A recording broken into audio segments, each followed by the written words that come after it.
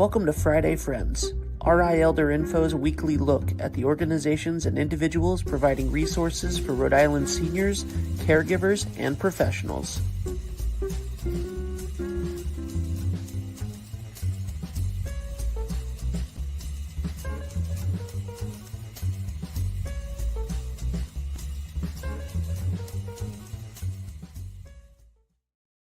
Happy Friday! It's 9 o'clock on Friday, and you know what that means. This is our weekly episode of Friday Friends with me, Deb Burton, Executive Director and host from Rhode Island Elder Info. We maintain the most comprehensive resources for seniors, caregivers, and professionals. And every week we bring you information that you or someone you know needs to know about. So make sure you hit the like button, the comment, the share, all of those social media cues to let folks know that they really need to check this out. And as you know, we are a 501c3 nonprofit, so we could not bring you Friday Friends every week without the support of Point 32 Health Foundation and United Health, Oak Street Health. You know, Oak Street Health provides transportation to the doctor's appointments, super important, as well as Cox Communication. Cox Communication has a new program, and it is called Connect Assist, and it is Cox Communication's way of connecting our veterans with affordable internet services, and they are one of our host sponsors for the month of November, because in the month of November, every episode of Friday Friends is dedicated to information and resources for our veterans and their families. So big shout out to Cox Communication, as well as McCarthy Law, one of our steadfast sponsors here at Friday Friends. So here's a quick message from Friday Friends, and then I will be speaking with Tanya Anderson.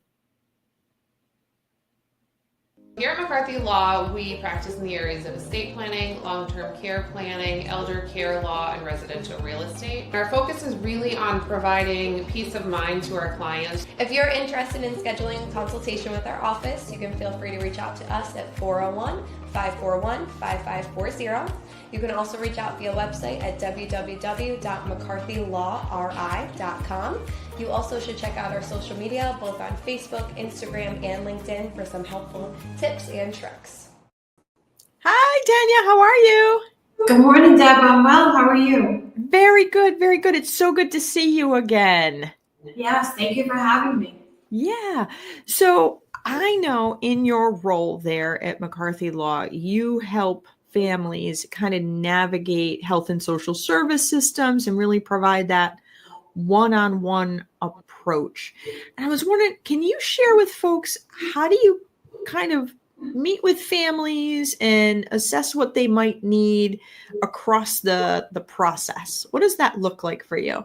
Sure. So once a family decides to engage with McCarthy Law Firm, part of their plan is going to be basically life care planning. So as an elder care coordinator, what I do is I will normally meet with them first in the office, because everyone has different questions. And then once they are an official client, I'll actually go out into their home or the facility that they're in. Each client is different. And I really want to do a full assessment that includes everything from financial to clinical, to really understand what their objectives are, so I can then determine what that life care plan is going to look like. Very good. And so when you're meeting with folks, one of the things that had come up and still comes up kind of frequently is older adults who maybe are veterans themselves or were married to veterans. Do you assess any of that? Do you talk to people and find out whether or not they're veterans? Absolutely. Because lots of times what I'm seeing is that they are not aware of different services that are available. And so, we have to really kind of meet them where they're at. And so try to get as much information in regards to wartime served, where it was served, when it was served, if they have all the required paperwork. And, lots of times this paperwork is, it's put away. and they're trying to remember where they placed it or who has it. And so a lot of my role really helps those families to understand, like, okay, what documentation do we need, and how can we obtain it if we're not sure? Like, what other resources to go to? So there's a lot of hand holding that I do, and a lot of guidance and support to really help the families. Yeah, no, that's really good, because sometimes I talk to families and they're like, well, yeah, mom said that she was in the military, but she never really talked about it. Or I know dad was in Korea, but I don't know what he did. So you really kind of engage with the families and the individuals to kind of pull that thread.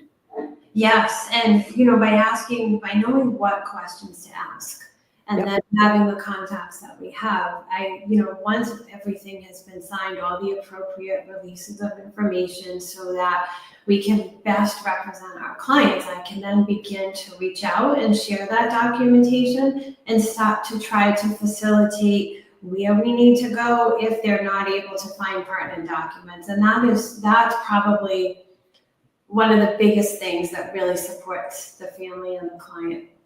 Yeah, absolutely. And I mean, I know that veterans and their spouses, they don't have to have an attorney fill out the paperwork for applying for benefits. Like AJ McQuaid's team over at the Veterans Benefits Administration can help them with that for free. Sometimes folks are maybe a little nervous and want to have their attorney do that. So if that's the case, if they wanted to and they didn't want to go through some of the free services, does McCarthy Law offer that as an option for them? Absolutely. And, it really depends upon the client when they come in. We meet all types of clients in different scenarios. Unfortunately, sometimes we meet clients that are kind of in the midst of it. They're in that crisis mode, and they have to act quickly to make very, it could be life-changing decisions. And so they're not really in a space because they have so much going on and they need that support. And I see clients where I assist in that matter to really just provide that support. So they most certainly can make the application on their own. But if they don't feel comfortable and they need guidance because they're trying to solve for many things, we do offer that as part of life care planning at McCarthy Law. Oh, that's awesome. Now, you mentioned a lot of times people reach out because they're in crisis, and this time of year with Veterans Day having happened, and folks might be visiting their loved ones for, say, Thanksgiving or all of those different kind of holiday gatherings. What are some of the things that family members can kind of tune their radar to get help before a crisis? What kind of things can an individual and their families do to try to avoid a crisis? Yeah, and this is that time of year, like as you said, where we're going to start to see that because we're all so busy and we're doing life and we're working and taking care of our responsibilities. And then, okay, Thanksgiving's coming, we're all going to get together. And you just notice that your loved ones that you're spending time with are presenting differently. They just don't seem to have the capacity or that they did from the last time that you saw them. And so red flags start to go up. And so really before they're in a situation that requires like immediate intervention, it's good to start that conversation, maybe not at the Thanksgiving table, but soon after to start to kind of understand like what has fallen off. What do you see? Do you see difficulty with maybe paying bills? Do you see difficulty in understanding like just how to do so, or being able to just organize oneself, or maybe, their person is starting to fall off from how they would normally present. And so it varies. But we do expect to have, just an uptake in just being able to provide services. People, the red flags will start to come up. Yeah. And, it's interesting. You mentioned, bill paying and handling finances. And I think when we're cognitively intact, we're not having any forgetfulness or anything like that, we don't think about the steps that can be involved with, say, just paying a utility bill, that you have to get the utility bill out of your mailbox. You have to open it. You have to see how much it is. You have to get your checkbook. You have to write the check. You have to put the check and the bottom part in the envelope, get the stamp, get it to the post office, where we might think of this kind of like do it without even thought. But if you have some challenges in memory, like finance can be one of the big red flags that, ooh, something not quite right. No, absolutely. And that's, that's a predominant red flag that we see or that we hear from the adult children that are concerned about mom or dad or another family member, and they're just not sustaining. And maybe what used to take like an hour, is taking half a day, or there's a lot of frustration and emotions around that because they're just not able to do it as they used to. And so it's difficult. It's hard for them. And that's a hard thing to start a conversation with someone about, because imagine you've done that your whole life, and now you're struggling. And so they have their own internal anxiety that maybe they don't feel comfortable verbalizing. Yeah. And then you run into sometimes the challenge of, I'm the parent, you're the child, and my finances are none of your business. And so when that happens, is that a conversation that you're able to kind of facilitate for families? Yes. A lot of what I do most of the time is start the difficult conversation. And so in doing so, I have found to have the most success, we have to come from a place of trying to get across and relay the message that the overall objective is safety, and that we're aligned with whatever mom or dad or the loved one's goals are. And so they have to feel secure that, someone's isn't trying to take control, but more so really trying to help you to sustain and be safe. It's all about safe. Yep. We want to keep people safe, but the flip side is, we retain the right to make bad choices even as we get older. So if you're encountering something where there's a question of whether or not, somebody is maybe inappropriately accessing the older adults' finances, do you reach out to, say, the Office of Healthy Aging to kind of help them get the help that they need around protecting them? Absolutely. We all have a duty to report, especially here at the law firm, as do other, healthcare professionals and long-term care professionals that we work with. So if at any point we see any type of neglect or abuse, it has to be reported. And so there's lots of ways that we can do that. I tend to use the Office of Healthy Aging's website. That is the quickest I have found, but and then well documented, and you want to provide as many details as possible to really advocate for that senior, so that when that is investigated, they have as much information as possible. I love how you phrase that it's there to be able to assist that older adult, because I think sometimes we hear adult protective services and we think of like somebody kicking in a door and dragging somebody out of their house. And that's not really what they do. It really is getting them the supports, the legal supports that they might need. So that's awesome. Yeah. And what I tell families with that is that, we all have our intuition, whether we work in the industry or not. We know internally if something's off or if something doesn't feel right. And, the seniors and the veterans, they're a vulnerable population. And so we have to pay attention to our intuition, and it's okay to take it to the next step, because as professionals, we have a duty to report when we suspect that something is not right. Yeah, there are definitely some, I'll say knuckleheads who are out there preying on veterans, and they may pretend to be veterans themselves to ingratiate themselves with with a veteran to try to get access to their benefits or to sometimes take their identities and things like that. So I think it's really important to have those spidey sense activate, notify Adult Protective Services. So as you're going forward for individuals, they become new clients of McCarthy Law, and you go out and you meet with the individuals, you meet with the family. Do you follow them in your role over a period of time?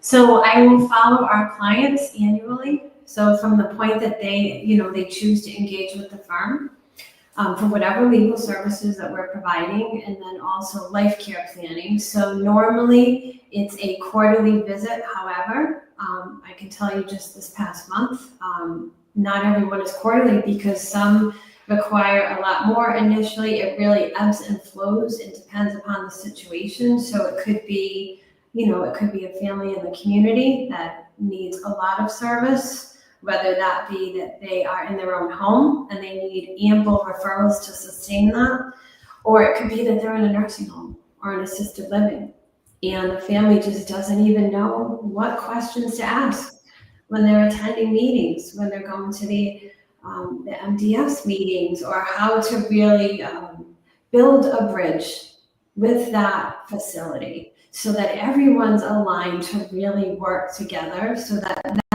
individual can have the best quality of life. And that's really what I see my role as, really helping the families to build a bridge with the facilities. That's super important too, because I think sometimes, you go into these quarterly meetings and they're like, oh, they can ambulate 20 feet with, utilization of a walker, and they have range of motion of 30 degrees.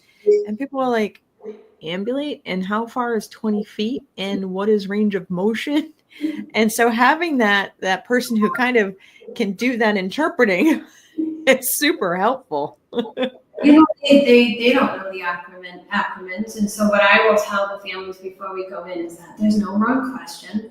I'll usually put together an agenda first that I'll share with them the day before, because I really want to make sure that we're servicing them and addressing their issues. Mm-hmm.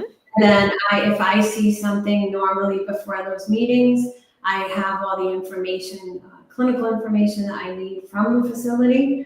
And so, we're going into that meeting engaged. And it's good to share that information with the facility ahead of time so that whatever department heads need to be present can, whether that's an administrator, nutrition, physical therapy, director of nurses, the social worker, having that leadership team come together with the family, with the client. Client should be there when at all possible, to really talk through what is it that we're working on now that we hope to achieve for the next meeting, and what areas of opportunity do we have, and what progress have we made.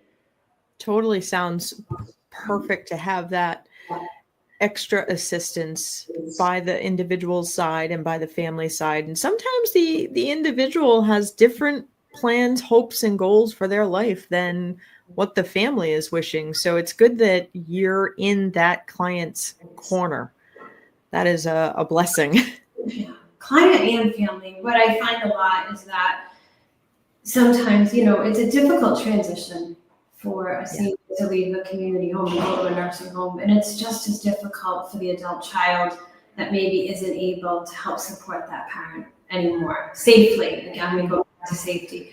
And so it's not just, yes, we're representing the client, but we're also really trying to help provide support for that adult child or spouse that had to help to come to that decision. Those are tough decisions to make. Yeah, absolutely. I'm really glad that folks have you and that you're able to help the individuals. You're able to help our veterans and their families get connected to services, and then to be able to continue to follow them so it's not just a once and done. So I think what you're doing is pretty cool. Yeah, no, it's very rewarding. I enjoy just knowing that, by providing education and helping our clients to understand the different roads and what that could potentially look like, really helps to give them the insight that they need, because it's really about them making the best decisions that are for themselves. Excellent. Well, I'm glad that you took time. I'm sure you're like crazy busy. I'm glad you took time to come on today. This has been really great, and I'm glad that our vets and their families can have you help them navigate all of this. Absolutely. We're a phone call away if we can assist anyone or they have any questions. Awesome. Thank you so much. Thank you, Deb. It was a pleasure. Yes. Everybody, navigating these systems can sometimes be really challenging. And like we said, applying for veterans benefits, you don't have to have a lawyer. You can get services through the Veterans Benefits Administration, EJ McQuaid, we talked to him earlier this month, or the Office of Veterans Services. The Providence Medical Center actually has a benefits office right in their building. And we're going to be speaking with a couple more organizations later this month that can also help you in applying for benefits.